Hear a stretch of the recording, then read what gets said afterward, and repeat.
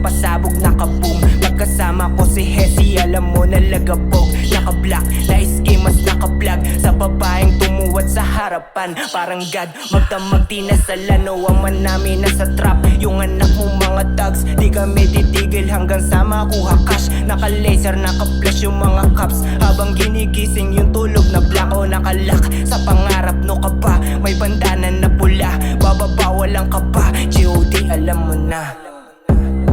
Ito na yung get back galing sa S. Bakala nyo mabait ang ina nyo. Tumawag ng res pagpatik may headshot sa akin kahit sama-sama walo. Papasabugin na nung dala mo. Galing sa S-Block dapat alam mo. Magiging sabaw sa akin yung dala mo. Bilisan tumakbo baka maging abo. Oops, teka lang.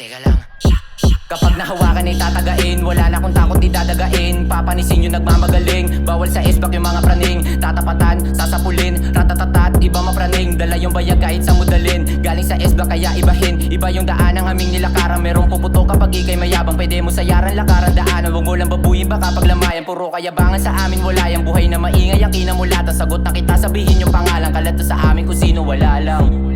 Sa street ng S-Block lang nag-iikot. Bawal ditong malikot. Mga homies sa likod, mga pera sa jikot. Kung nadala ay palipad, di ka pwede umiksena pag wala ka sa bilog.